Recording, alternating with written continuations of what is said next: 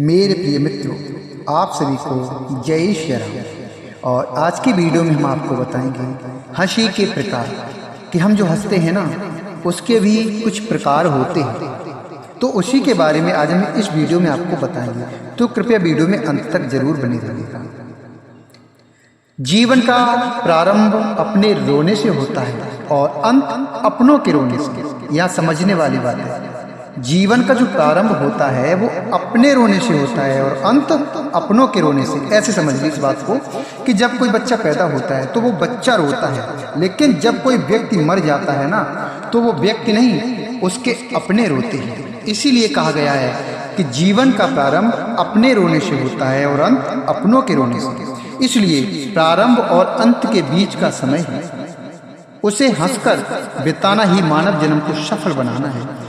स्वयं को ऐसा बनाएं कि जहां से जा रहे हो वहां लोग तुम्हें याद करें, और जहां पहुंचना है वहां आपके स्वागत के लिए पुष्पमाला लिए हुए खड़े और तैयार हो। हम तीन स्थिति में हंसते हैं। जब हम किसी और के ऊपर हंसते हैं तो ऐसी हंसी में दूसरों पर किया गया व्यंग, अपमान या उपहास हमारे हास्य का विषय बनता है। यह सबसे निकृष्ट और घटिया किस्म की हंसी होती है। गहराई से देखें तो इस हंसी में हिंसा और प्रतिरोध के भाव छिपे हैं।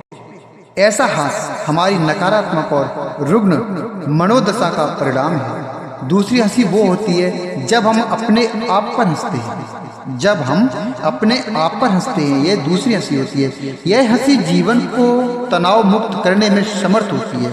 जब हम खुद पर हंसते हैं तब यह हमारे जीवन के मूल्यवान क्षण होते हैं। जब हम हंसते हैं तो ये हमारे जीवन के सबसे मूल्यवान क्षण होते हैं। इन क्षणों में हम घृणा, अहंकार, हिंसा और निम्नता से पार हो जाते हैं। तीसरी हंसी हमारे जीवन की यथार्थता के साथ जुड़ी है।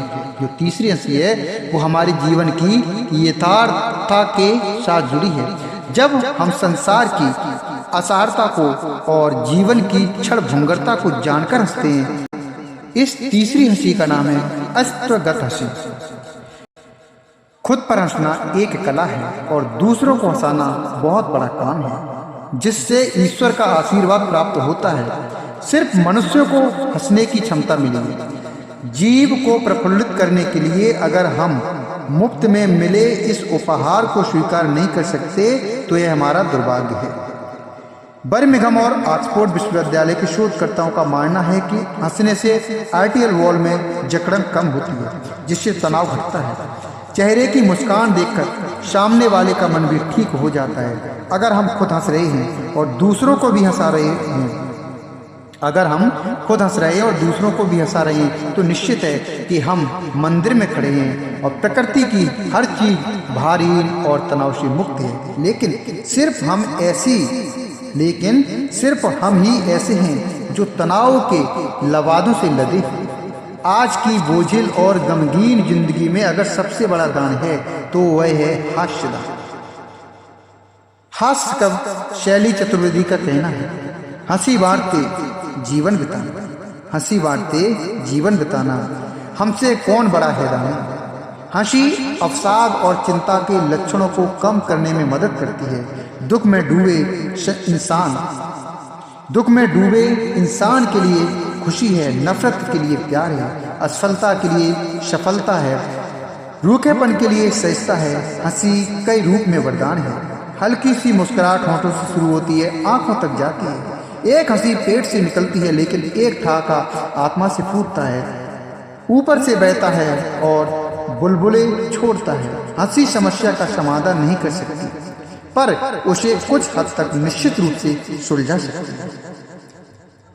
तो ये हंसी के प्रकार मैंने आपको बताए हैं। तो मैं आशा करता हूँ मेरे प्रिय मित्रों, आपको ये वीडियो जरूर पसंद आया होगा। और अगर वीडियो पसंद आया तो कृपया वीडियो को लाइक करें, चैनल को सब्सक्राइब करें, और कुछ बोलना है तो कमेंट बॉक्स में लिखें। जय श्री राम। खुद पर हंसना एक कला है और दूसरों को हंसाना बहुत बड़ा काम है, जिससे ईश्वर का आशीर्वाद प्राप्त होता है और ईश्वरीय कृपा दृष्टि बनी रहती है।